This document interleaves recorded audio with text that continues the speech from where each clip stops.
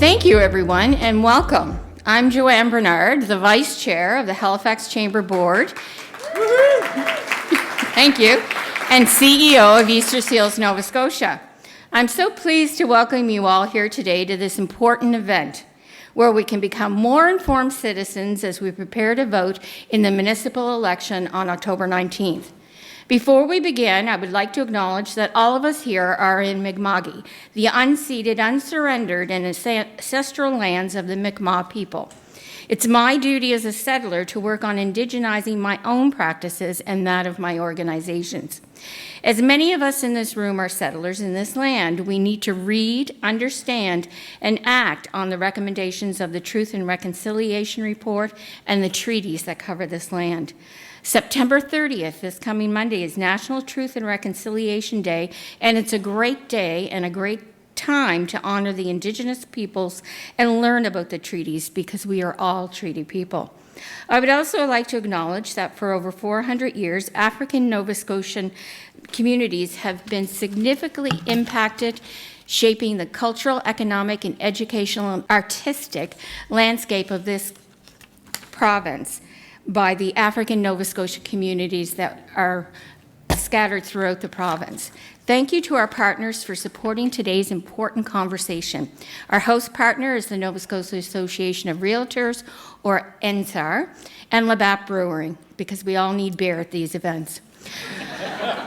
Our media partner is Halitube. The Halifax Chamber of Commerce surveyed our members between September 9th and 13th after the list of candidates was confirmed and asked who they would like to hear from. Today's candidates on stage are the top 5 candidates chosen from the survey who were available. All candidates will be asked for their opinions on critical issues, and while we couldn't accommodate all 16 candidates for this live event, we will promote the answers from those that respond in the days to come. All candidates have been invited to attend this event in person. We'd like to mention all the others who won't be on the stage today but are running for mayor: Bob Anders, Alex Andreas, David Boyd, Sean Dibben, Ryan Dodge, Greg Frampton, Andrew Goodsell, Daryl Johnson, Zoran Jokic, Riley Murphy, and Ross Rankin. Please join me now in introducing Patrick Sullivan, but I just want to say one thing first, because I do that. I can't stay for the debate today, which I'm really disappointed in, but I'm leaving for a good reason. I'm on my way to Halifax Lancers to try and solidify a Learn to Ride program for youth and children with disabilities next summer in Halifax. Accessibility is important. It is very important. It's important to my 23-year-old special events coordinator who lives with cerebral palsy and was told by a CESA bus for his 8:30 to 4 position that they could pick him up at 6 o'clock in the morning and pick him up at 6:30 at night. It's important for my board director, who is completely blind, who has not been outside her downtown office where she's a lawyer because of the walkability of the downtown area at this time. Accessibility matters. And I just want to leave you the one argument of accessibility that doesn't get made nearly often enough is how extraordinarily better it makes some people's lives. And how many opportunities do we have to dramatically improve people's lives just by doing our job a little better? Please don't make me regret not running for mayor. Now, it's my pleasure to invite Patrick Sullivan, who is the President and CEO of the Halifax Chamber of Commerce.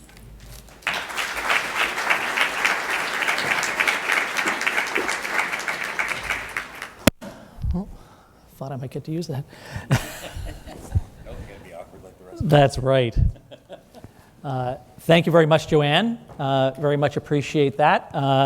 As Waye and I were talking earlier, and it would be nice for all of us to have podiums to make life a little bit easier. But when you have the volume of people that we have on stage, seating or being seated seemed to be a better idea. So I'm going to jump right in. Thank you, everyone, for being here today. I want to remind you all that the Halifax Chamber of Commerce is a nonpartisan organization, but we recognize our duty to encourage our members to vote and all citizens to vote and be informed about the issues. So we will jump in pretty quickly as we have 5 candidates to meet. Here's how today's event is going to work.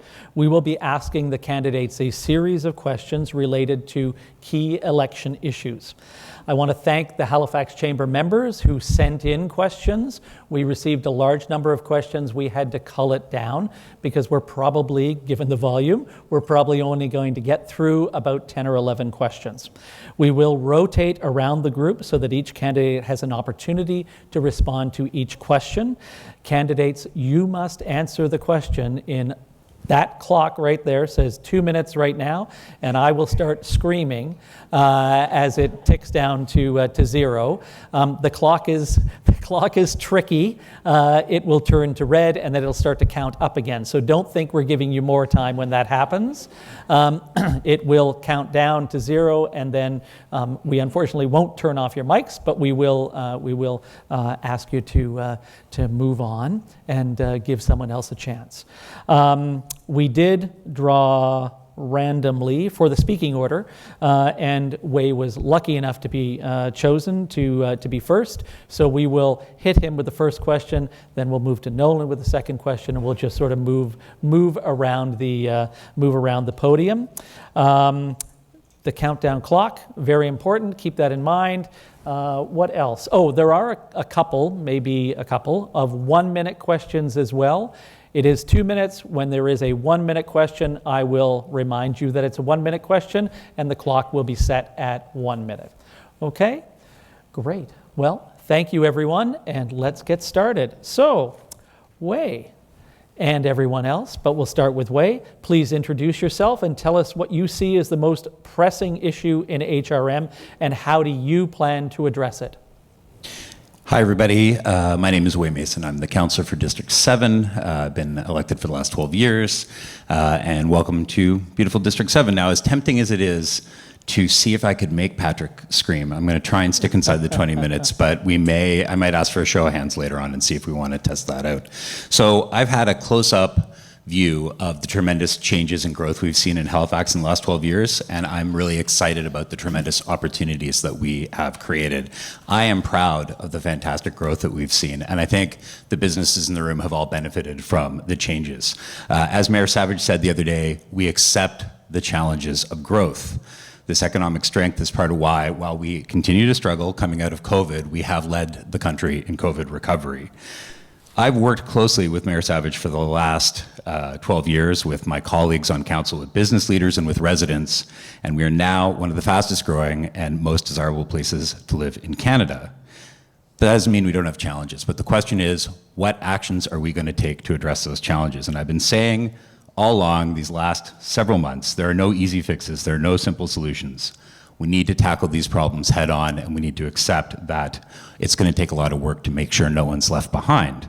We have to build housing and make sure life is more affordable and make sure best decisions win. You'll hear variations of that theme from everybody on this stage today. We're all saying basically the same thing. A lot of people have asked me what that last bit means, make sure the best decisions win.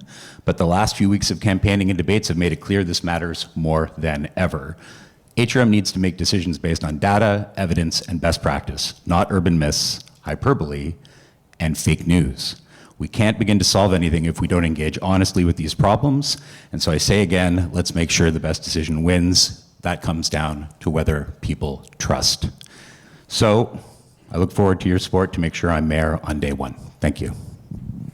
Good timing. Thank One you very second. much. One You're second. welcome. Thank you very much, Waye. Nolan.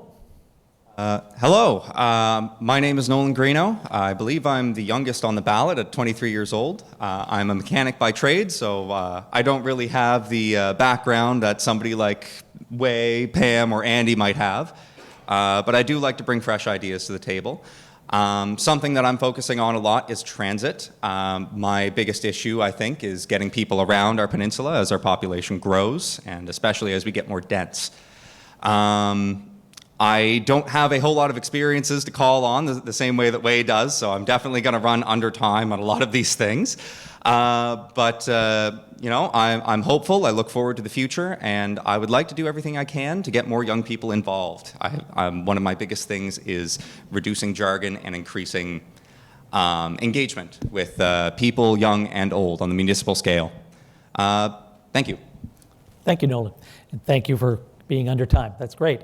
Pam, over to you. I'm going to repeat the question. Introduce yourself and tell us what you see as the most pressing issue in HRM and how you would plan to address it. Thank you so much. I'm going to answer the question, Patrick. So my name is Pam Lovelace. I'm a counselor for Hammers Plain St. Margaret's, and you've got my bio available on the website for this event. I want to thank everyone for being here today. Certainly as a former deputy mayor, I really appreciate the opportunity to have worked closely with Mayor Savage as we were coming out of COVID. I think it was the first 14 or 15 months we didn't even have an in-person council meeting. And it was amazing to me to see how important it was to find new ways to engage people, to understand residents and businesses, and to get them involved in the decision-making process. For me, the most pressing issue at this municipality is affordability. It's affordability for our young people to help them stay here in the municipality. I'm sure you all saw the news. Yes, you saw the news with young nurses leaving. They're not staying here. Our students cannot afford adequate, safe housing. We have seniors who are being pushed out of their homes and ending up living in tents in our municipality. We also know that construction and developer and that entire industry that's trying very hard to build those homes are struggling under the weight of inflation, struggling under the cost to be able to build housing that is affordable, and the entire system that is actually making our banks richer. And at the end of the day, if we don't change how we actually operate, both from a partnership perspective with the province and the federal government, and make sure that we can build faster, cheaper, more affordable housing, we will see more people left behind. So that is what I'm focused on, ensuring that we have an accessible, affordable, safe, and better municipality for all, and find ways that we can do that collectively. Thank you so much, Patrick. Thank you very much, Pam. Jim, over to you. Testing. Oh, You're good. well, I don't mind being in the light. It's about time that we realize there were more than 3 candidates. Anyway, that spotlight's driving me nuts. I don't know if you can do anything about it. I can't hardly see anybody, but I'll read what my prepared script, if I may. In 1996, HRM was born. Since then, we have had several HRM councils and mayors who have shaped HRM where we are today. No easy task. Sometimes they got it right, and sometimes they got it wrong. Those councillors and mayors deserve credit for putting themselves forward and helping to shape where we are today. HRM is a vibrant and prosperous municipality and will continue to meet the present and future demands of economic challenges, population explosion, public safety with multiple shootings and crime increases, traffic enforcement and active transportation strategies, and of course the big one, climate change. No easy task. HRM has all the ingredients to make HRM the best municipality in Eastern Canada, and why not aim to be the best in all of Canada? In order to do so, HRM needs a new mayor who is a leader who will help chart the next 4 years along with 16 other people in a fiscally responsible and accountable government reporting to the people of HRM.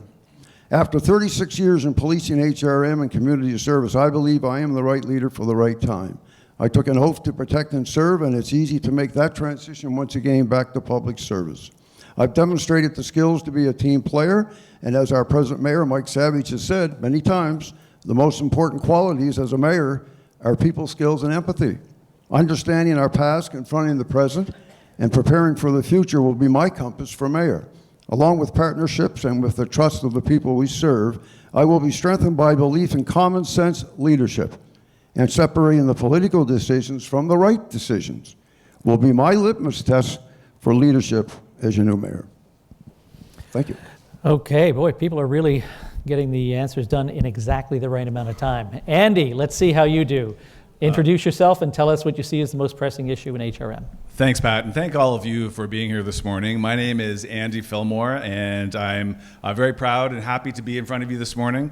I'm here because of you and because of all of the residents of HRM. I love this place, and I care very deeply about everyone who lives here. For almost a decade, I represented a significant portion of the HRM residents in Canada's House of Commons as Member of Parliament for Halifax, and during those years, we got a lot done for our community. We did it by working together with all levels of government, by collaborating, by listening, and by taking action. Now I want to put that experience to work as your mayor. HRM is a community of communities, each with its own unique heartbeat. It's rich in history and culture. It's as diverse in its geography as it is in its people. People are moving to HRM to live here, to work here, to go to school here, to move their families here, and to invest here. We're on the move and we're growing, but that growth does come with growing pains. We have our challenges, but I believe there are solutions, and I look forward to sharing some of those ideas with you this morning. Before politics, I was a city planner for more than 20 years, and once a planner, always a planner. And in that career as MP, I learned a lot about what works and what doesn't work. And what's not working is pitching tents instead of building housing. It's become too hard to build homes. There's too much red tape, delay, and outdated regulation, all adding unnecessary cost and time that added to the houses that do get built. I want to eliminate those obstacles so that we can take the tents down and put houses up. Traffic congestion is getting worse, and the buses are late. To meet these new challenges, Regional Council needs to come together in a new way, a better way that puts politics aside and puts people first. There's never been a better time to live in HRM. Our future is bright, and I'm so excited to work with all of you as we make our growth work, not against us, but for us, and in a way that unlocks our full potential. So I stand ready to offer my years of experience as a planner and someone who has worked in and for every level of government to meet this moment. 4 seconds, Andy. There we go. Okay, thank you, everybody. Okay, we're going to move on to the next question. Nolan, I'm going to start with you. In 2022, the average commercial property tax bill for a local business increased roughly $2,000. That total tax bill is now roughly $45,000. How would you limit the burden of commercial tax bill increases for local businesses? So something I'd like to explore is working to link kind of our tax increases with inflation. It's a lot easier to kind of predict which direction inflation is going to go. It's usually a consistent number, around 2 to 3%. I'd also like to explore benefits regarding tiered tax systems. So, for example, a small family business like a local restaurant wouldn't be paying as much in their commercial tax as, say, the Main Street McDonald's, right? I'd also be interested in exploring local growth incentives, so hiring here, training here, and perhaps doling out some rebates or other incentives on that regard. Now, I recognize that a lot of this isn't doable through council alone, but I'd like to work very closely with the province to achieve some of this, maybe make some framework so we can do this. But I think that's all I have. So. Okay, that's great. Thank you, Nolan. Pam, how would you limit the burden of commercial tax bill increases for local businesses? Thank you for the question. We have actually worked quite well with the province of Nova Scotia to create a tier system so that the big box stores are not paying the same rate as these small family-owned businesses. Obviously, the burden on commercial property owners is extreme because they pay a much higher rate than residential property owners, but also they don't have a cap. And when they don't have a cap and they also pay a portion of that property tax bill directly to the province of Nova Scotia, it's just unsustainable for them to be able to invest more into expanding, hiring more people, and growing their business. And obviously, when those small businesses are the backbone of our economy here in Nova Scotia, we have a significant issue. When people who are operating these small businesses have to decide whether or not they're going to work 12 hours today or 20 because they can't hire or pay for another person to come in to do a shift. So to be able to shift the burden away from these commercial property owners, it's important to me that we have the conversation with the province, who manages and owns the tax structure, that we need tax reform. Because in order to support these small businesses in suburban communities and rural communities, they cannot carry that burden of the commercial tax base, while at the same time trying to grow their businesses in communities that don't have laundromats, don't have daycares, don't have public health amenities. They don't have the ability to grow because of poor planning over the past 20 years that's restricted and strangled those communities from creating stronger economic development opportunities in those suburban and rural communities. And the top one issue of that is transportation. So employees cannot get to work. They can't get to work on time because of congestion, and they can't get to work on time at all because there is no transportation to support that. So I believe we need tax reform, and we need business at the forefront of that conversation. Thank you. Thank you, Pam. Jim, how would you limit the burden of commercial tax increases for local businesses? Taxation is the minefield for every mayor and council. I mentioned minefield because I was in the reserve, Canadian Army Reserves and Engineers, and we saw enough mines. Anyway, HRM relies on 80% or 80+% revenue from property taxes. This certainly is the most explosive issue, excuse the pun, that can make or break a mayor and council. The increase in property taxes driven by a population explosion on steroids, plus inflation, making it more difficult to keep the lights on. We got to keep the lights on as a council. Nova Scotia has increased its population by 30+ thousand people, and 80+% have settled in HRM, so I'm told. The province has reaped millions of dollars from HRM under the present tax system. The property tax reliance for revenue to pay the bills is no longer the desired standard by mayors across Canada, and new taxation options are being explored, such as income tax being the preferred choice with some. From my day one, I elected, I would propose to the new council that we focus on reducing taxes, but don't freeze taxes, which in today's global economic climate and lack of funding by the present Liberal government under Trudeau would cause HRM to cut services or raise fees upon the taxpayer, including commercial businesses, and cause more debt financing. It's common sense that when a politician says he or she is during an election going to freeze taxes, nothing comes free, and it's merely an election carrot before the hammer comes down on everybody. While continuing to get more funding from the feds and provincial government, I would focus on what we are spending our tax money on. That's about it. Thank you, Jim. Andy, how would you limit the burden of commercial tax increases for local businesses? Thanks, Pat. And as many people in this room will know, Council approved a new tiered tax commercial system with zones back in 2022, and that raised commercial property taxes in the business parks and it reduced them elsewhere. That's a very laudable goal, to shift the tax burden to the sort of large national chains instead of the small businesses that make up the fabric of our communities. But I've heard from business that the current system is still far too complex, and we do have some of the highest commercial tax rates in Canada. Some small businesses are still facing incredibly huge tax bills. So we need to make sure that our commercial tax system is competitive, that it's fair, that it's efficient. And to accomplish this, I believe HRM needs to diversify revenue streams and, in particular, be more deliberate about accessing funding streams from the other levels of government, provincial and federal governments as well. But HRM can help out businesses in a number of ways too.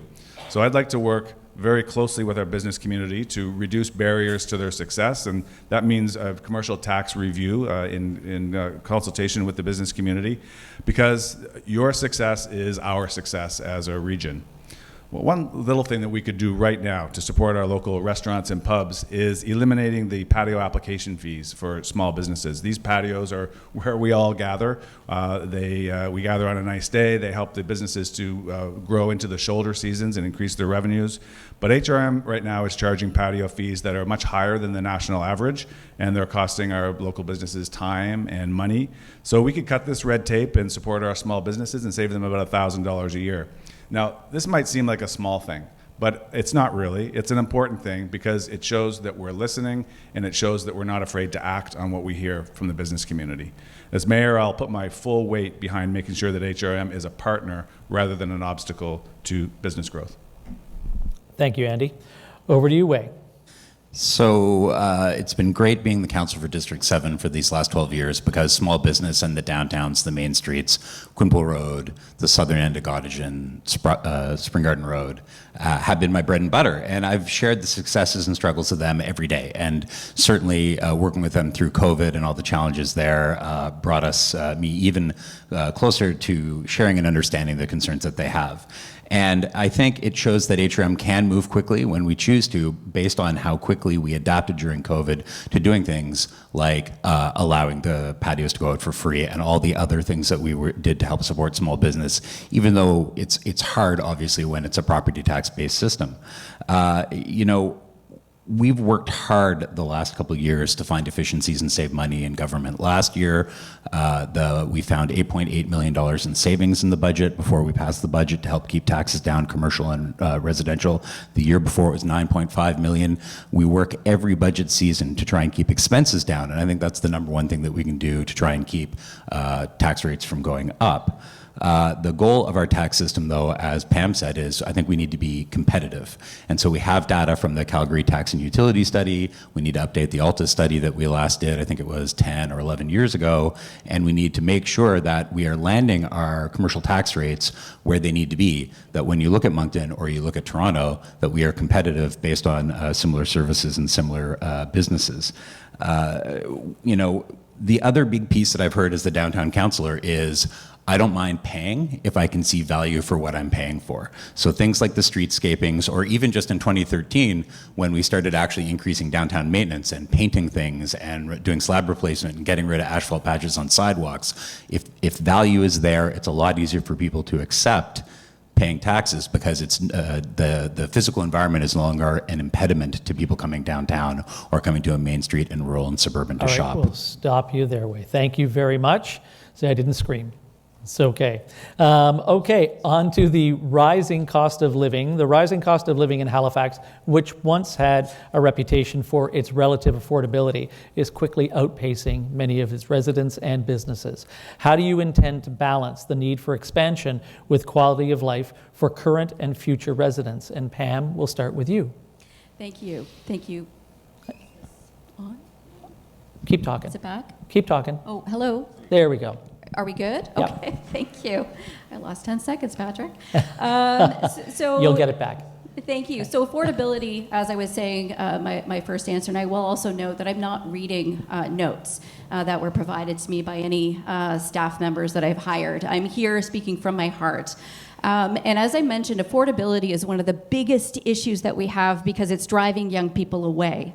And as we saw in the 1980s and 90s, we ended up being known as the place for grandparents to live and grandchildren to visit. What that means is we don't then have that burgeoning workforce. We don't have that ability to create new businesses and create innovation, because while we have these wonderful universities here, those young people are going to leave. And so where the municipality comes in, as I believe it was Jim that said, 80% of our revenue actually comes from property taxes. That's it. So all across this country, municipalities are begging for a new deal. We need a new fiscal framework with property taxes.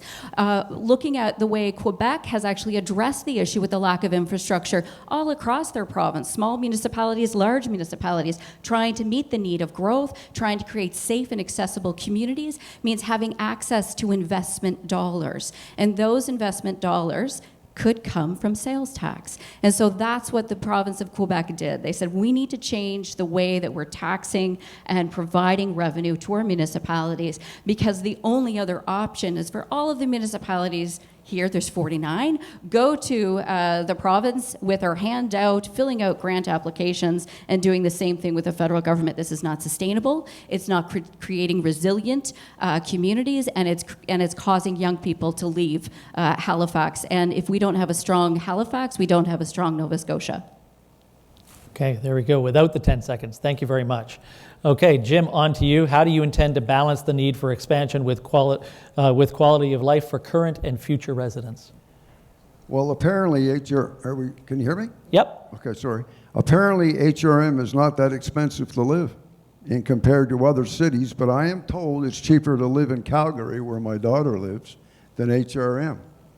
Fees for transportation and housing especially have drastically increased. Food prices for everything are up, so I need to look at this much further. I don't think there's anything that's affordable. We use that word all the time, affordable. Well, I don't think there's anything affordable anymore, everybody I talk to. So I don't know what that definition applies to affordability. Anyway, I will say that the Trudeau carbon tax brought to our shores by Andy Fillmore who supports the carbon tax with great enthusiasm and has made life in HRM much more difficult. Instead of his proposal to cutting taxes for 2 years, I wish he could have supported the carbon tax when he was a member of Parliament, which he did not do. It would also have been the right thing to do for the past council to object, but I do not believe that they did either, unless I'm incorrect. Okay, thank you very much, Jim. Andy, seems it's turned into a debate. Thanks, Pat. Well, look, we've all been through the worst economic shock of our lifetimes, and the cost of living is up across the board, but clearly the cost of housing is the big outlier there. RBC is estimating that home ownership costs in HRM are now over 45% of median household income, well above the long-run average that we enjoyed here of 32%. In other words, almost half of people's income is now going to pay for housing, and that used to be less than a third. So the cost of housing is one area where HRM can make a huge difference. My plan is focused on reducing the cost of construction by approving more homes more quickly at a lower cost than what are currently available on the market, and making sure that those reduced costs are passed on in the form of lower rent and lower mortgages. I have a clear plan to do that, and I think I'll have an opportunity to share it in a following question. But in addition to housing, I'm also focused on getting better value for your tax dollar. The current council raised the tax rate last year amid an affordability crisis, and I just think that was wrong. We need to put affordability first, and that's why I propose to freeze the residential tax rate for 2 years. The reason for that is that to give us a little bit of elbow room to do an audit of municipal spending and operations focused on finding efficiencies and redirecting staff to more customer-facing roles. Great. Thank you very much, Andy. Waye, over to you. How do you intend to balance the need for expansion with quality of life for current and future residents? Freezing taxes is a tax increase. So the difference between what Andy's proposing last year and what council did would have saved the average homeowner $6. His proposal, freezing the tax rate, would have raised taxes $170. Ours was $176. And in fact, during COVID, tax rate in 2001, 2002 was 81 cents, 81.3 cents. We lowered it to 79.4 cents the next year, 76 cents the next year, and 76.1 cents last year. So that argument, I talked about how facts matter. Facts matter, right? That's not actually going to change anything. What will change things is, recognizing that people are struggling.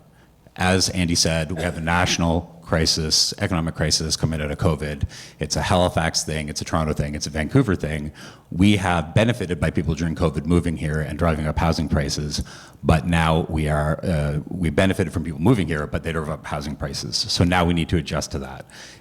Inflation and interest hikes have put Canadians in a bind.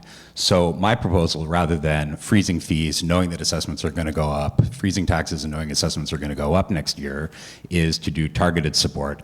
I proposed a 2-year freeze on rec fees, to increase affordable access programs where we give low-income people access to the bus for a much lower monthly rate, for recreation for their families at a much lower rate, and targeted tax support for low-income homeowners who are often, frankly, like widows who are on half a pension now. We have programs for that, but we need to increase the thresholds. And then to go directly to your question, Andrew, or Patrick, about the burden, the biggest burden we're going to have is the growth. We're adding a true worth of housing people every year, but that means we need a true worth of stuff every year. We need pools and rec centers and fire stations and libraries. And so we're going to have to be very careful to balance both the needs of those residents and those new communities with making sure that we don't hammer people who with increased tax rates. So we've got to work with the province and the feds on that. I'll cut you off there, Waye. Thank you very much. Okay. Nolan, over to you. How do you intend to balance the need for expansion with quality of life for current and future residents? I'd like to lead off with, I think my greenness is showing to this. I'm definitely moving away from the mic a lot more than the experienced people. But this is something I can relate to a lot as a young homeowner, especially. So something that I actually need to contend with is that my fiance's education does not lend itself well to the economy of Halifax. Like, there is not a lot of work out there for her. So there's a non-zero chance that I myself also need to move westward. So something that I know that the city has done well that I'd like to continue is we are actually working on continuing to increase the housing supply.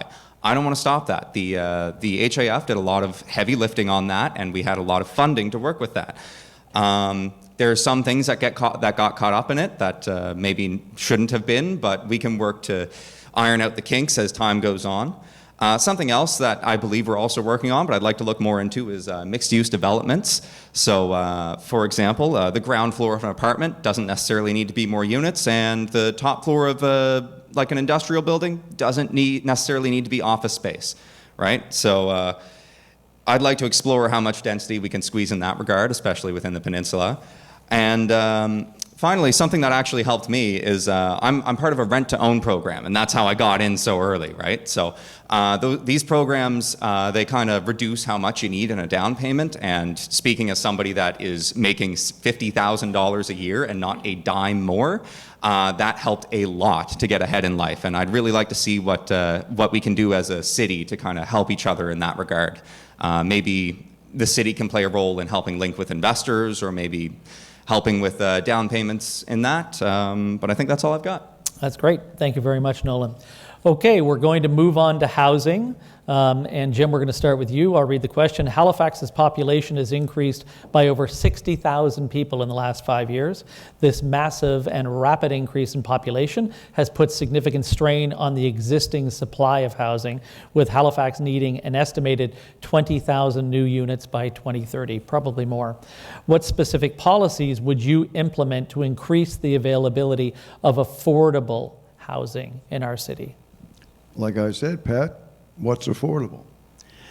The accelerated housing, or HRM, is like all other municipalities, like Pat, we're in a housing crisis. The accelerated housing fund from the federal government is approximately $79.8 million, with a deadline, I think, of 2 years to complete building 2,600 units in HRM. I believe we will not meet this target. And if so, what happens to any money that the feds want returned because their demands were not met? This was a shotgun approach to HRM, and our public hearings were a foregone conclusion in my mind, and many taxpayers of HRM agree. Having said that, a large portion of this money is devoted to hiring staff when it should, in my opinion, have built houses. All of it. Having said that, I think the feds failed on this one. Then there is the tent homeless in HRM.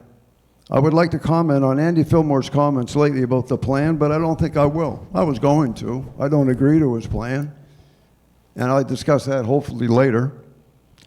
It's not illegal to raise a flag, if that's any hint what I'm going to be talking about later if I get the chance. We have a crisis. As mayor, I will declare a crisis emergency in HRM for housing.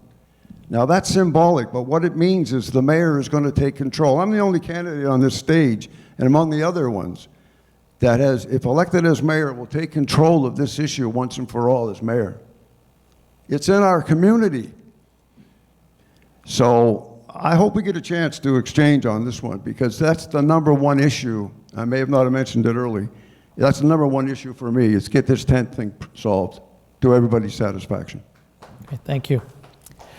What specific policies, Andy, over to you, what specific policies would you implement to increase the availability of affordable housing in our city? There is an urgent need to build thousands of homes very quickly and at a price that people can afford.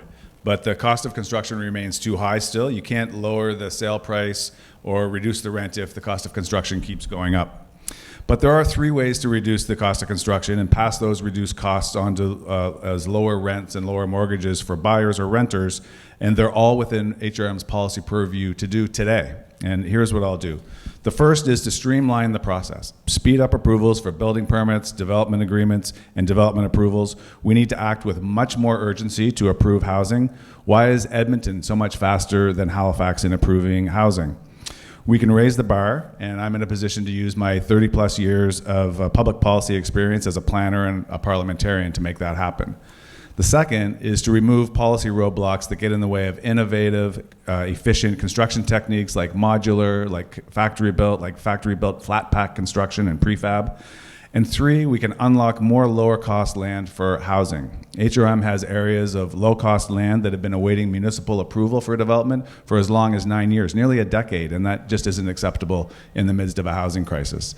So my research, including consultation with industry and housing providers, shows that making these 3 policy changes can reduce the cost of new housing in HRM by double-digit percentage points in just a couple of years.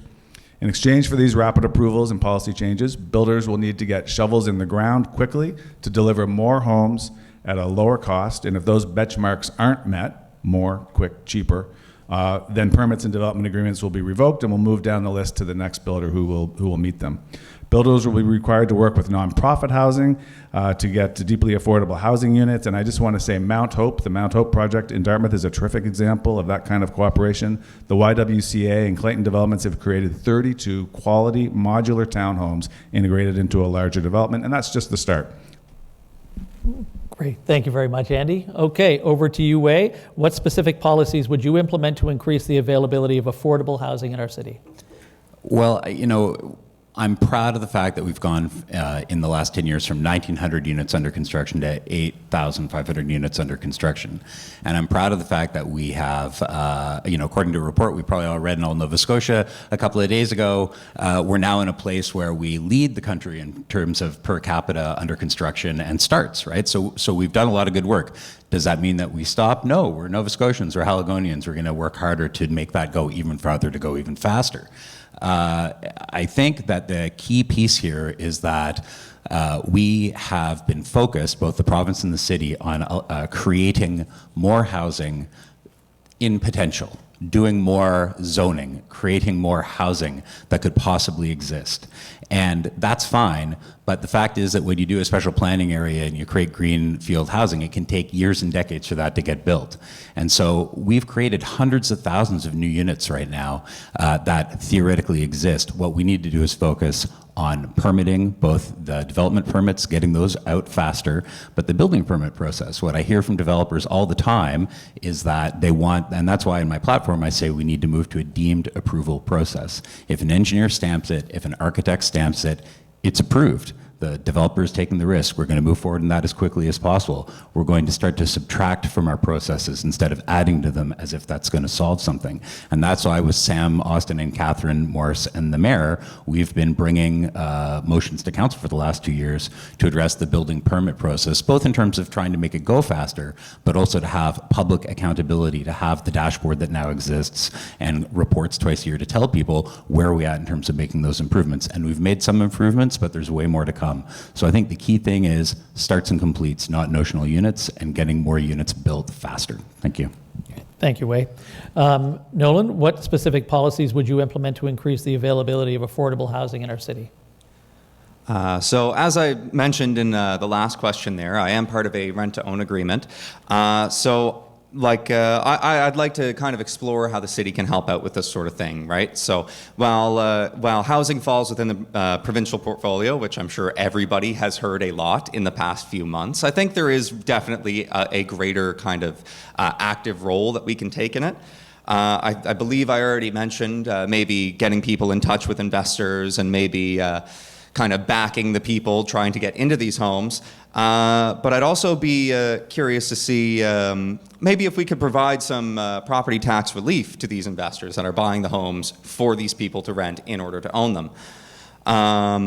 As well, I've been thinking about kind of template mini homes, right? So right now you can have, depending on your zoning, you can have accessory dwelling units in the backyard or what have you. So I'm interested in exploring what kind of build options we can have on that. Maybe working with Dalhousie or what have you, architecture students to have maybe some DIY options, or maybe even working with the NSCC and the province to get hands-on building these, and in turn building our young workforce. I know apprenticeship hours can be sometimes hard to come by. A lot of people don't want to take us on when we start out. That's just the way it is. Thank you. Great. Thank you very much, Nolan. And finally, Pam, what specific policies would you implement to increase the availability of affordable housing in our city? Thank you so much. There's a lot of policy that's needed at the municipality, but also there's legislative changes that are needed by the province. I'll just give you one example. So the water utility, when a nonprofit organization wants to hook up to the services, they're paying the exact same amount of fees that a for-profit company, because legislatively they have to. And so we know at the municipality that that's a problem for nonprofit builders who are building affordable housing. So we said to the province, hey guys, you know what? You can actually make it easier and faster and cheaper for affordable housing to be built. So that's a legislative change at the provincial level that the municipality has no power over. However, when we think about other utilities such as Nova Scotia Power, for example, we've got a building that's been waiting for 4 weeks to be able to pour the concrete because they need the power line moved. That's another hurdle. The municipality has no power over that. But what I'm recommending is that we streamline the system, get all utilities working together with provincial government public works, as well as our own public works and our municipality and community housing, to actually have a dashboard that everybody feeds into. So we're able to build that system faster, find out where the gaps are to increase it, but also we should be using AI. We need to be using advanced technology, provide blueprints for housing that's already approved, that meets all of the building codes, so that builders can look very quickly at an online app, for example, recognize what the property is, what the land use bylaw is, what the building restrictions is, what are the environmental considerations, if any, and then be able to just pull in an actual unit or 5 units or a 10-story building, whatever it may be. We have all the information, but it's on paper, and it's 2024. It's time for HRM to work with all of our partners to build this city. Thank you. Great. Thank you, Pam. Thank you. Okay, we're going to move on to Andy, but we're going to change it up a little bit, Andy. We're going to go to 1 minute, okay? So the answers will be 1 minute for the next 2 questions. I'm telling our folks over there, taking care of the clock as well. So 1 minute for the next 2 questions, okay? Just so that we can jam in the maximum number of questions. So, Andy, in a welcome change of pace for government projects, the Cogswell District redevelopment project in downtown Halifax has recently reported that it is on schedule to finish next year and will actually come in under budget, despite millions in unexpected costs. If elected mayor, are there any strategies or approaches that you feel need to be implemented to ensure that government-funded projects don't run over time or over budget? 1 minute. Thanks, Pat. It's really great to hear the news that the Cogswell project is coming in around $10 million under budget. It's a project that I had the great privilege of writing the first RFP for back in 2005 when I was on the city planning staff, and it's wonderful to see how far it's come since those days. When we look, in this case, at the primary reason for the cost reduction, it had to do with utility cost sharing that sort of cropped up during the course of the project for new and relocated underground infrastructure. There was also some cost sharing done for helping party groups like Crombie Reed and DND that paid HRM to do some of the work. So the cost offsets that came are great, but they're not always replicable in every project. So it's really important to celebrate success. But before we pat ourselves on the back too much, I think we really need to understand what led to the cost increases. According to the staff report, consulting fees rose by around 37%. Material disposal fees were higher than planned. Construction costs were higher. So I would say, Pat, we have to keep an eye on those overages. I think we're out of time there, Andy, but thank you very much for that. Okay, Waye, over to you. If elected mayor, are there any strategies or approaches you feel need to be implemented to ensure government-funded projects don't run over time or over budget? We're a long time from the Washmill overpass fiasco. That was before my time. And what we're seeing is stronger and stronger controls across thousands of projects, big and small. Cogswell's great. We learned a lot. The team's been amazing. Having a fairness monitor when we were doing contracting and having those outside consultants that were brought in to help manage the one prime contractor were part of what helped bring that in close to the cost that was anticipated. It's also important to recognize that every report, all 6 updates in the initialization report, identified that we didn't know what those cost recoveries were going to be, and rather than guess, it was left as a question. So we knew they were coming. We didn't know how much, but that was there from the beginning.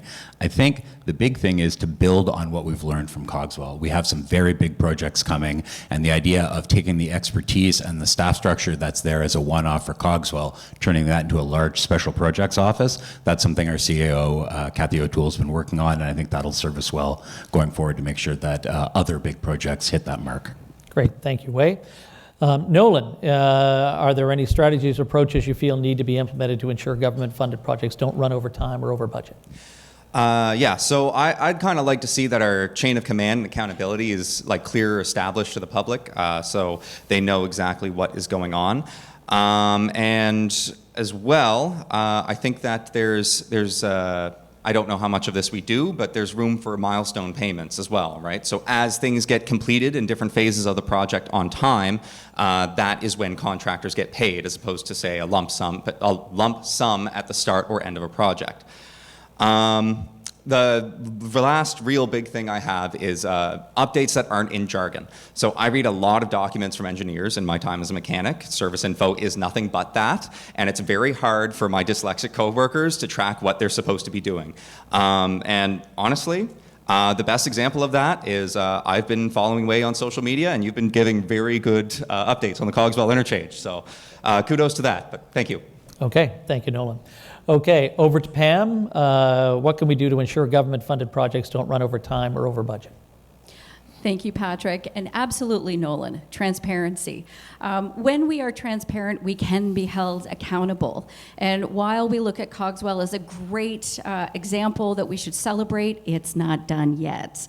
But I believe that the reason that we did a good job with that is because of the partnership, because we worked closely with the utilities, we worked closely, and Donna Davies has done an incredible job to make sure that it's on time through value engineering, recognizing that we didn't know that the soil was contaminated, that there were issues that clearly were unknown, and we will continue to see that we are an old city. That being said, transparency, performance management, and also ensuring that we have that continuous improvement loop throughout all of our projects, which I think we've been lacking in. We haven't been holding ourselves accountable. We've seen lots of projects that have gone over, but clearly we need to do a better job to keep staff, contractors, and our partners in check. Thank you. Thank you very much. Jim, over to you. Strategies or approaches you feel need to be implemented to ensure government-funded projects don't run over time or budget. Listen to the people. Stay focused. This is what leadership's all about. As your mayor, I would make sure that whoever's left from the old council will be reminded that if you're going to do projects, you have to stay focused. What's been happening with council is an analogy that I'll try to throw out to you. It's like they all jumped in a rowboat down to historic properties. They went out for a nice little row and forgot the oars. And they don't know how to get back. They don't seem to plan ahead. It's always one contract to another, or it's another project to another. Stay focused. Cogswell Street, why that was a success, there are probably good components in that they could monitor and look for the future. But really, it's all about leadership. The mayor and council, one person and 16 others, and the people that elected them. Make sure they want that project before you even started. And stay focused. It's all about focus. Okay, we'll stop there, Jim. Thank you very much. Okay, on to sustainability. In June of 2020, and Waye, we're back to you, so we've done the loop. In June of 2020, Halifax Regional Council unanimously adopted Halifact, a plan to achieve a net zero economy by 2050. This plan added an additional 3% to the city's property tax bill to pay for sustainable improvements and retrofits to municipal assets. Are you pleased with the city's progress towards net zero, and do you believe that Haligonians are receiving value for this additional tax burden? I am pleased. The thing I always say is you can't live next to the ocean and deny that the climate is changing, right? We've gone from having a hurricane every 25 years to having a hurricane every 2 to 3 years. We saw the fires and the floods last year and the damage that caused. And so, part of what Halifax funds is resilience and making changes to be ready for how the environment has changed. So that could be a generator at a rec center that's going to serve as a comfort center during an emergency. It could be a whole bunch of other planning and stuff around the managed retreat from the ocean, or more recently, obviously, being ready, more ready for fires in the wildland urban interface. The big thing I like to remind people is that the number when we adopted Halifax was for every dollar we spend now, we save $6 in the future. The latest number is for every dollar we spend now, we save $15 in the future. So it's important to recognize that we're doing our part, but these investments also help us with what we're facing. Thank you. Great. Thank you very much, Waye. Remember, everyone, we're at 1 minute. Waye did a good job of that. Nolan, are you pleased with the city's progress towards net zero, and do you believe that Haligonians are receiving value for the additional tax burden of Halifax? In short, yes and no. I'm particularly a fan of that. We're a fan of the fact that we're expanding active and public transit. I also like that we are retrofitting buildings and, like Waye said, installing backup power from green sources on things like our rec centers. However, something I take issue with is the way that we're implementing our electric buses. So right now, we can't buy an electric articulating bus, and that's our highest capacity way of getting people around. They're just not available, and our diesel ones are falling apart. On top of that, I haven't seen anything to indicate that the technicians at Halifax Transit are trained for an electric drivetrain. I might be wrong on this. I would greet anybody to correct me on that. But yeah, I think we're really in a good position to receive value from it, but there's a few aspects that I'd like some more clarity on as a citizen. Great. Thank you very much. Pam? Yes and no. So we are receiving value, absolutely, from that 3%, but at the same time, that 3% was implemented before the federal government implemented their carbon tax. Now, as municipality, and no municipality across the country actually receives a rebate. So we're paying from our property taxes to pay out to Ottawa, and we're sending millions of dollars to Ottawa for that carbon tax. We should be able to invest that money here. And obviously, when we consider the massive floods that we had in July 2023, that water came from East Hants, and it came through into Bedford. So part of the problem is we're not working with those rural and abutting municipalities to create a broader perspective of how to control and divert flooding and stormwater. And so what I'm thinking is we actually need to think a little bit bigger about not just HRM, but think of a capital region and all of the abutting municipalities to address climate change together. Great. Thank you very much, Pam. Jim, are you pleased with the city's progress towards net zero, and do you believe Haligonians are receiving value for this burden? No. Climate change is paramount in sustaining municipalities and their communities, and now in the distant future, we can't argue that, but this is just another tax. Now, most of the public that I've spoken with since I declared my, to run for mayor, they don't even know what this is all about. There's no transparency. They have no idea what this 3% extra tax is. And the electric buses, who knows where they're going to go or where they're going to, how they're going to be used here, the way we handle transportation. But having said that, I have nothing against electric buses because it's the future. But we need to grasp AI as a municipality. One of my goals as a mayor, don't let it go. Grab it now. Don't be left behind. This will make a big difference in climate change, how we handle it and how we do everything else. So that's my position. I don't think it's working, no. Okay, great. Thank you. Andy, over to you. Thanks, Pat. Well, climate change is undeniably a huge issue for HRM residents. It's costing us dearly already. Just in Atlantic Canada alone, severe weather caused close to $500 million of damage in 2023, and that was on the heels of $2/3 of $1 billion of damage the year before caused by Hurricane Fiona. So the good news is HRM appears to be making good progress on emissions reductions. It looks like a 23% reduction in municipal operations since 2016, so that's a job really well done. But as we learned last year, HRM also needs to be able to respond to climate emergencies. We need a robust emergency plan in place to make sure that our first responders can be proactive and not reactive to safely evacuate communities in case of wildfire. The Auditor General criticized the existing council for not having a documented emergency plan in place, and I'll lead the next council in creating a comprehensive and clear plan to keeping our communities safe. This will be a top priority to make sure there's more than one way out of all of our communities, Pat. And we'll stop there. Thank you very much, Andy. Okay, we're going to move on to the next question, which is about transportation. Nolan, seems appropriate. We'll start with you on this one. Our communities are growing, and we need a transportation system that supports growth and improves connections. What do you see as the biggest issue facing our public transportation system, and how can we address it?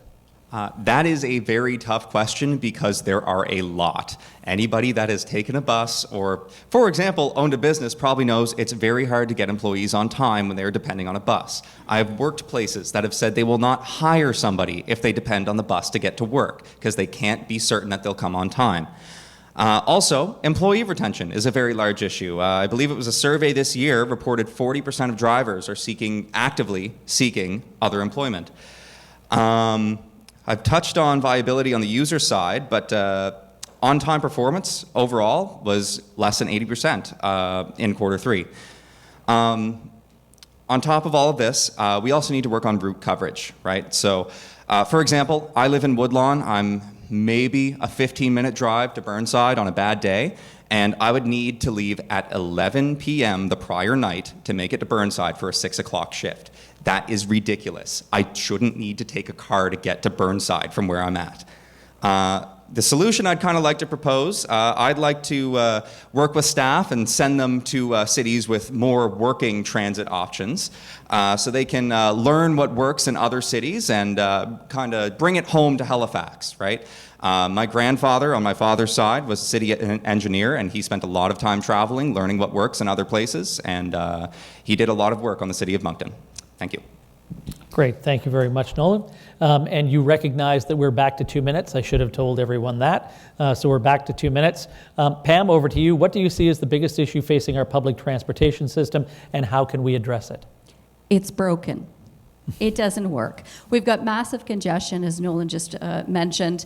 People cannot get to work on time. They can't get to their surgeries, their medical appointments. They can't get around to where they need to go. And in addition, anyone who's coming in from outside the service area where transit actually operates, they have to take a car because they have no other choice. HRM hasn't invested in working with our neighboring municipalities and hasn't considered HRM as a capital region. So we don't have park and rides for people in Elmsdale. We don't have an ability for someone outside in Musquedoboit Harbor to easily get to work in Burnside, for example. So I believe that we need to bring back the trains. We have to begin building a plan to bring back the trains because commuter traffic all the way from Stewiacke down from Moncton down to HRM is the only way that we're going to reduce the background traffic and hope that we'll be able to get people to work on time. We need to transition to a much more affordable, comfortable, reliable system.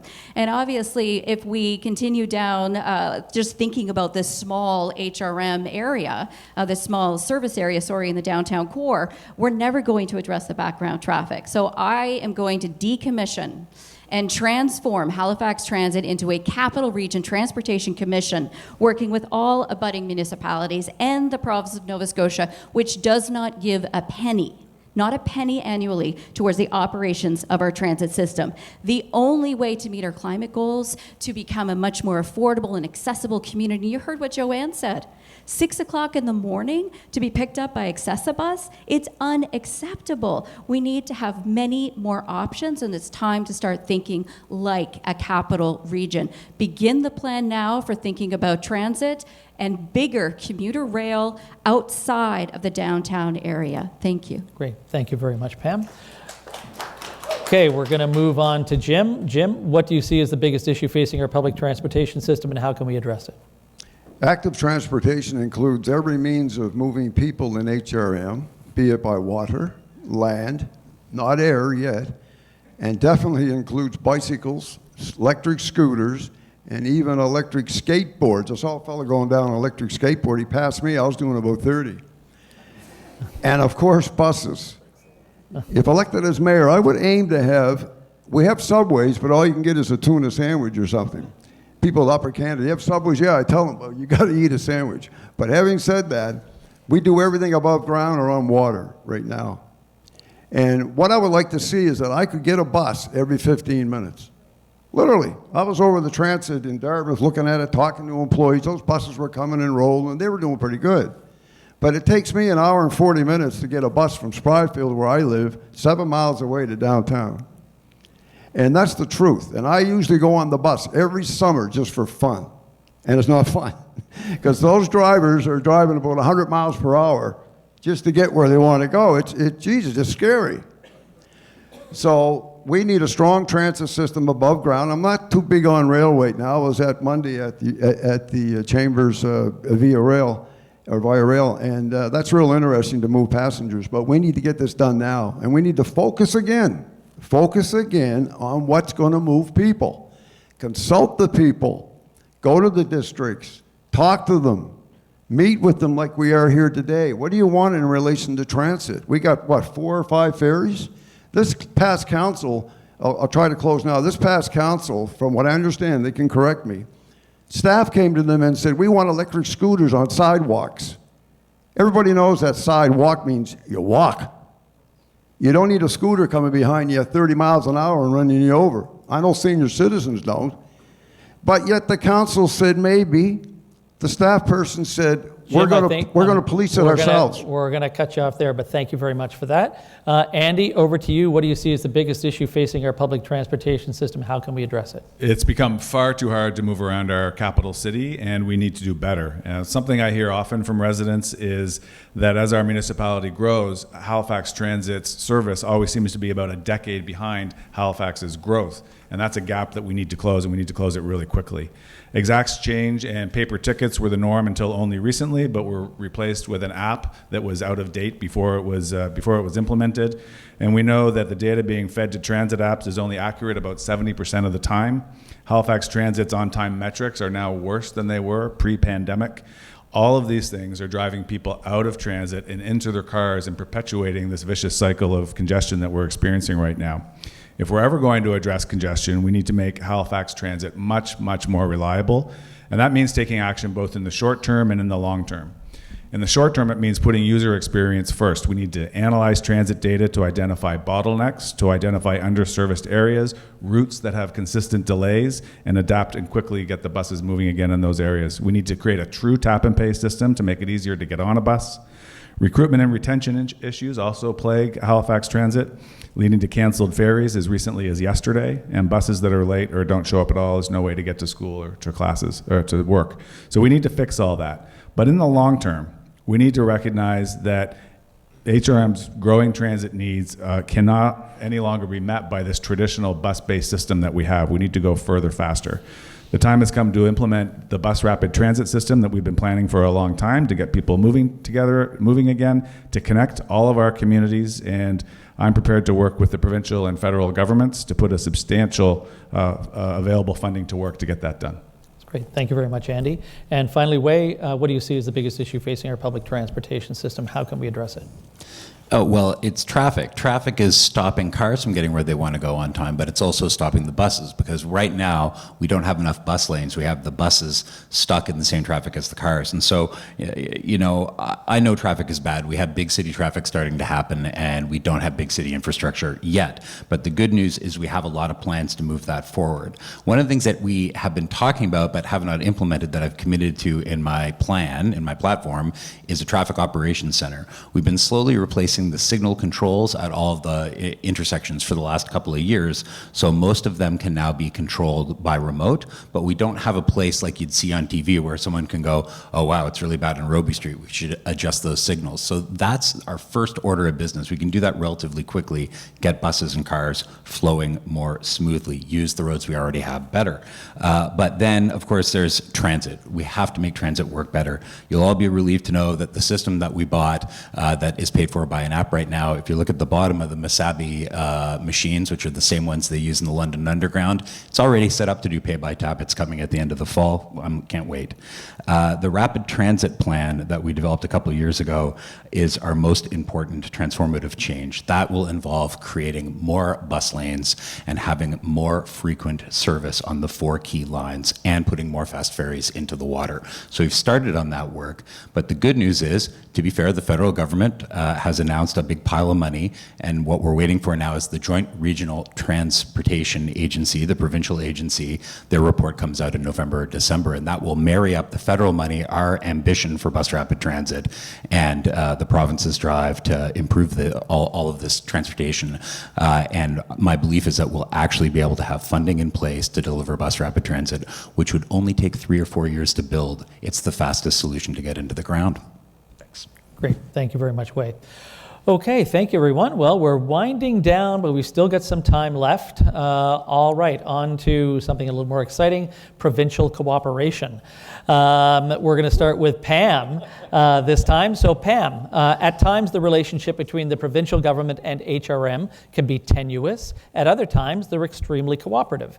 Are there any areas you feel there is too much interference from the province or too little assistance from them?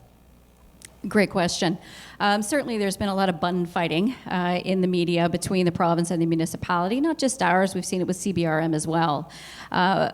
Since 2008, or even before that, HRM has been sending these letters from the mayor's office to the province of Nova Scotia asking for legislative changes.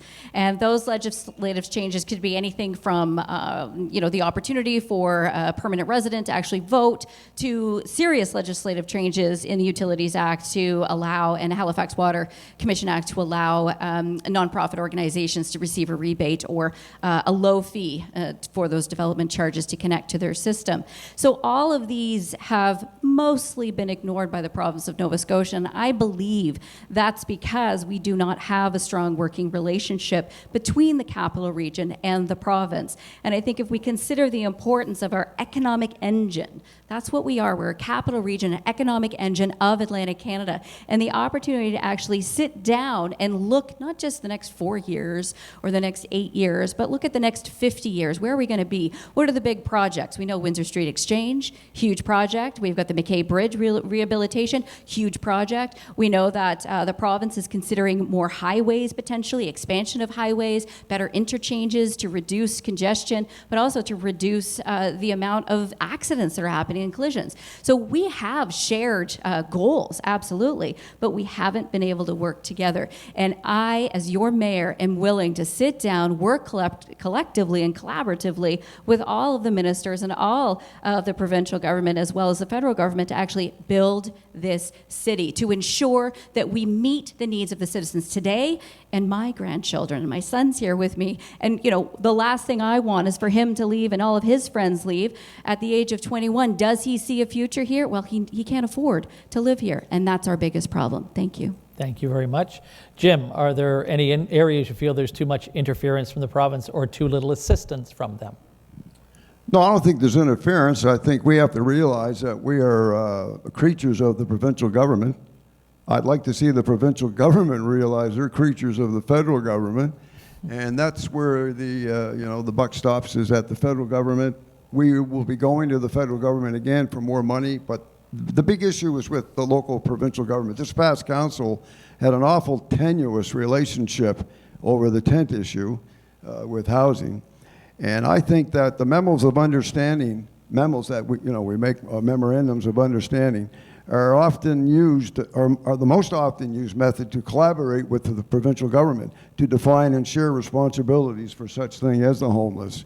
And I can say that they're not binding. Those memos they're not binding. It's just almost like I hate to use the old term gentleman's agreement, but that wouldn't be fair. They're just agreements that as long as you have a strong working relationship with the present government or whatever government, you can usually move it along. But things are tense now between the province. They've gotten a little bit better in the last few months, but they're trying to take over housing. And I think it's all about working relationships. And you're all business people here, or most of you are. And you know what it's like to have a working relationship. What do you think the chamber's all about? That's what I think about. You network, you get people, you sit at a table, you meet people, you network, you form relationships above and beyond the business. You get to know each other. That's how things are going to get done. I'm going to get to know the provincial government better as mayor. I'll make it a point of my mayoralty. Thank you. Okay, thank you. Andy.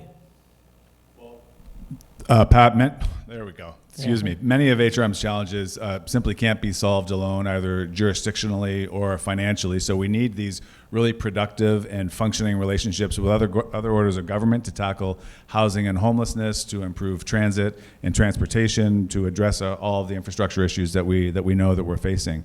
And I would say, different from the other candidates on the stage this morning, I arrive with these relationships and networks intact and functioning, and having never engaged in the finger pointing and blame gaming with other levels of government. I'm going to work in earnest partnership with anyone who will work with me, including other levels of government, to build the homes that you can afford, to deliver a more reliable transit system, and to chart a new course on managing encampments in our city.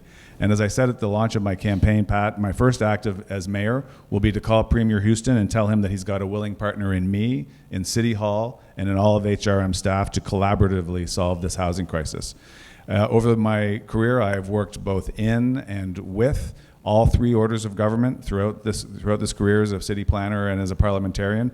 So I'm going to be bringing those ready-made, functioning relationships in those networks to City Hall and hit the ground running. Thank you. Great. Thank you very much, Andy. Waye, are there any areas you feel there's too much interference from the province or too little assistance from them?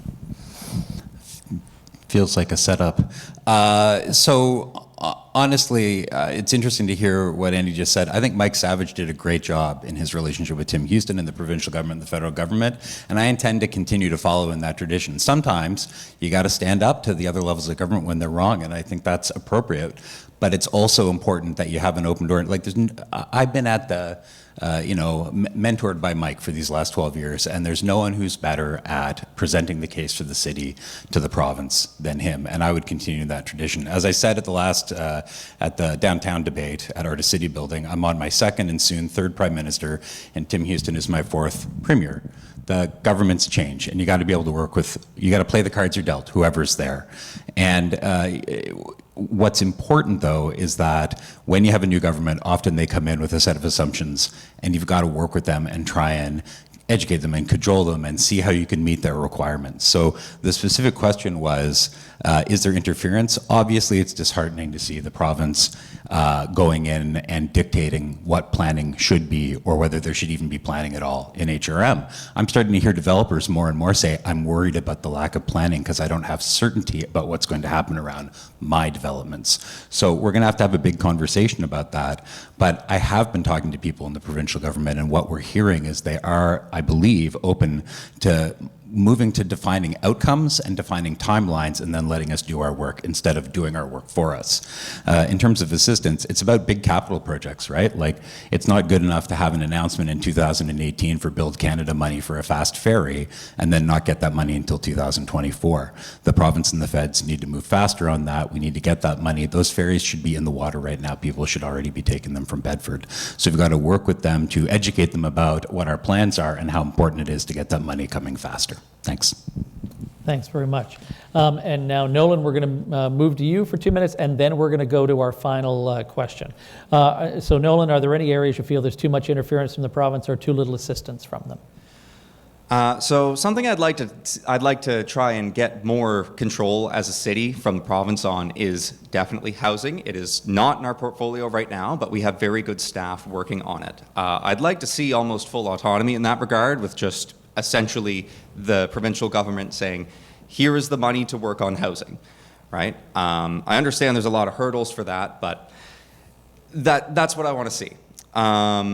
I think the biggest thing that we can offer to them with this is reducing their administrative load. So if we have our staff who's already in the community, already knows these issues, has already spoken to these people having issues, we can really kind of offer more insight than somebody from a completely different municipality on our behalf.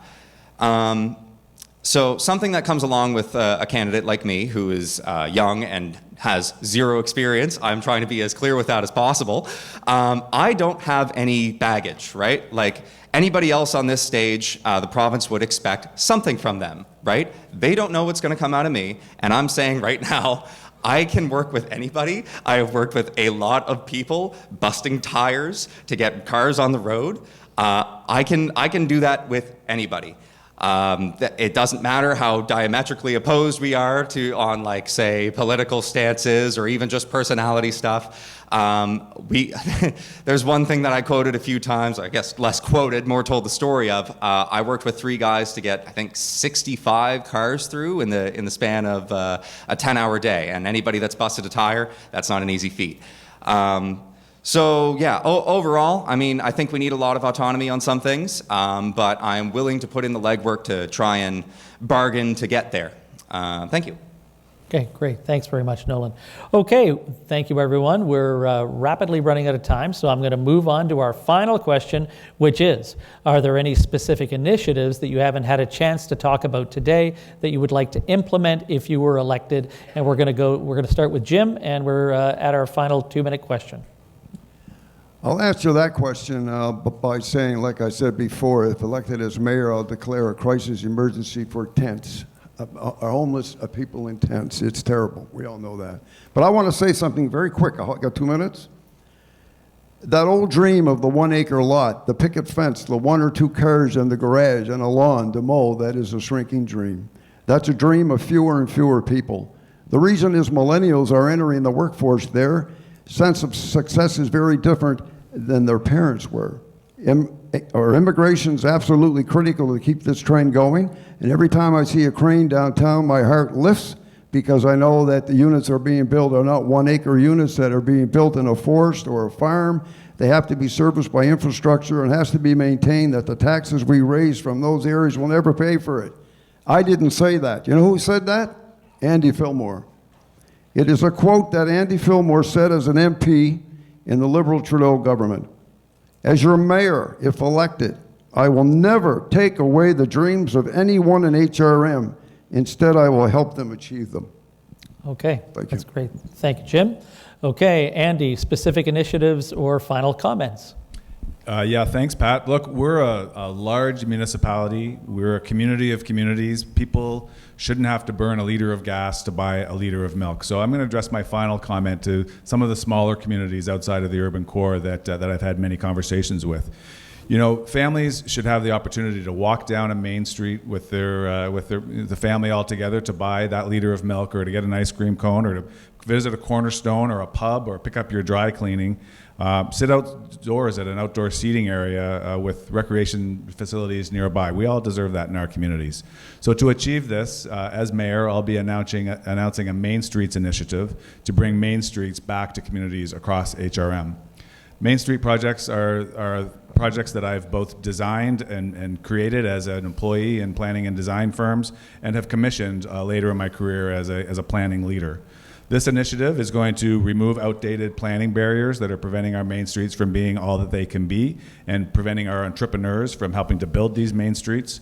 The initiative will direct HRM staff to work with local business improvement districts and community groups all the way from Musquodoboit Harbor to Sambro to Hubbards, to hear from community members how they'd like their main streets to look and feel and function, and to determine what infrastructure improvements are required to support them.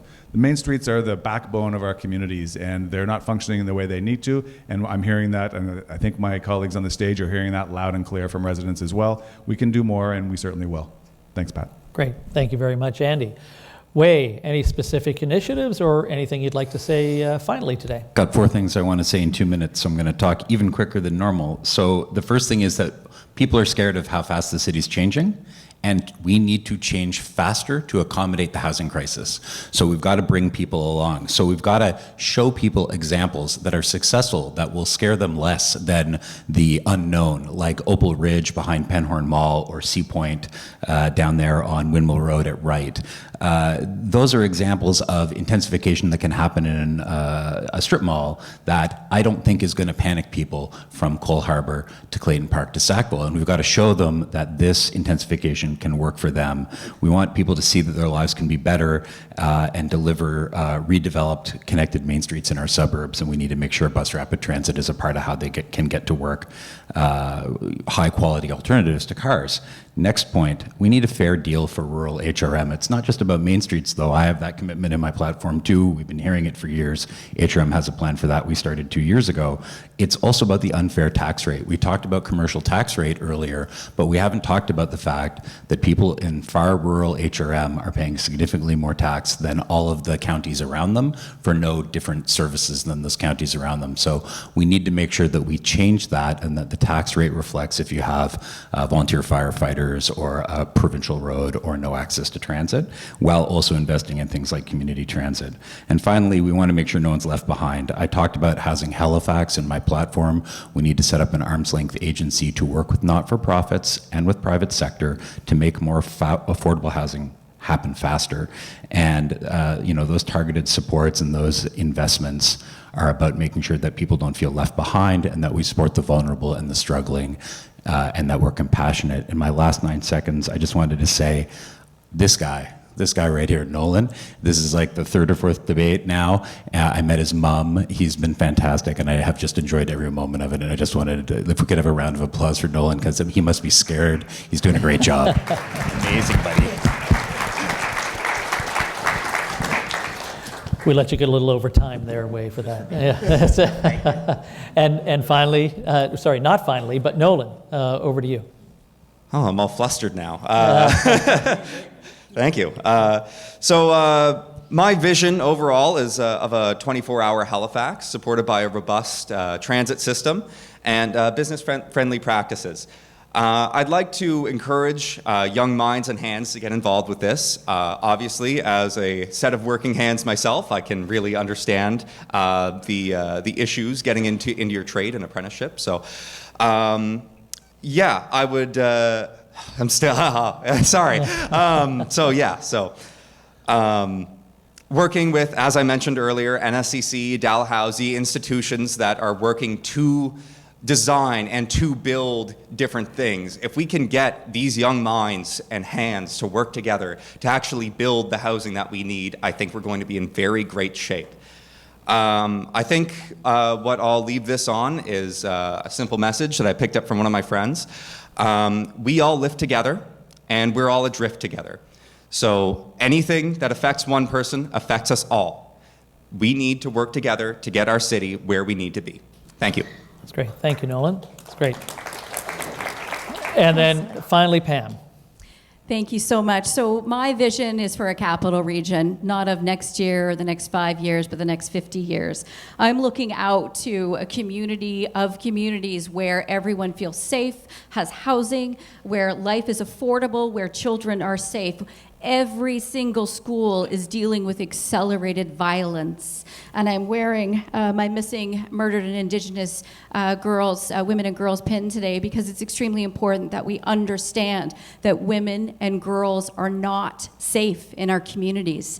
We continue to see the inability of our communities to respond effectively to mental health and health crisis on our streets.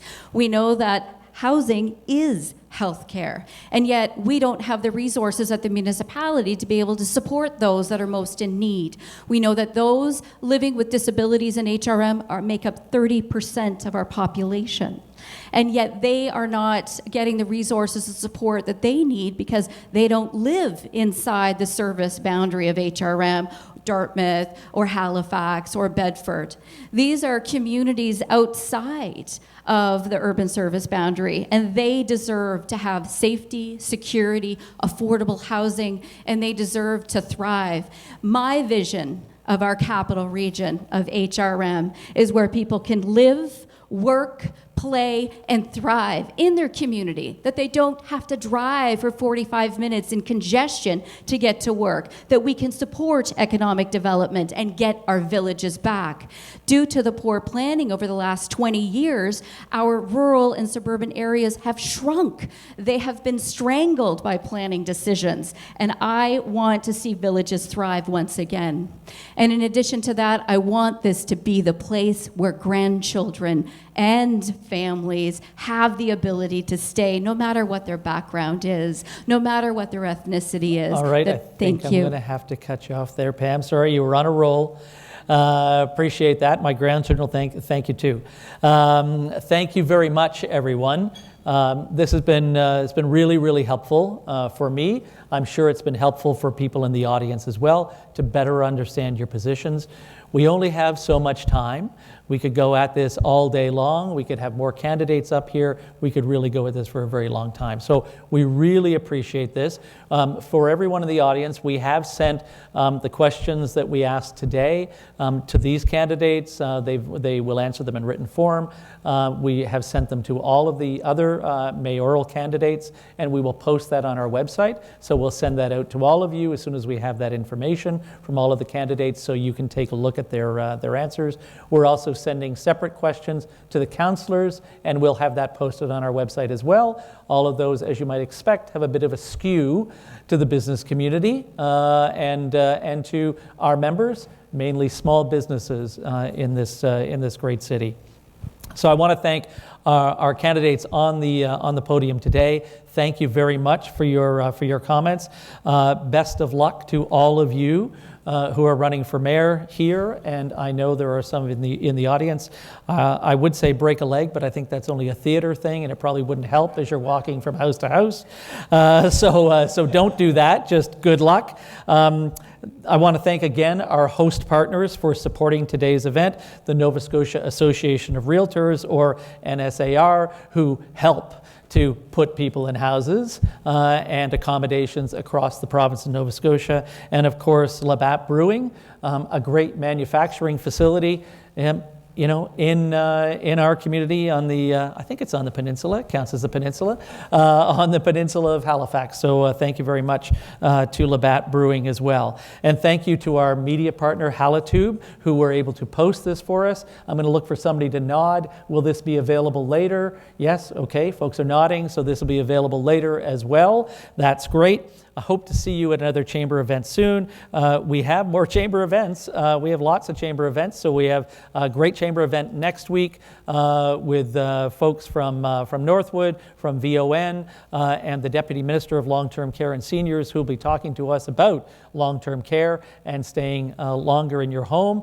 For those of you with aging parents, or those of you like me who are aging right this second, I would encourage you to come and learn more about that. So take a look on the halifaxchamber.com website and learn more about that. Have a great rest of the week, everyone, and thank you all again for putting yourselves out there. Thank you to all of the candidates in the audience for putting yourselves out there. This is hard work. And really appreciate the time and effort that you're putting in. And it is wonderful to see youth represented on the stage, and hope for the future. So thanks, everybody. Thank you.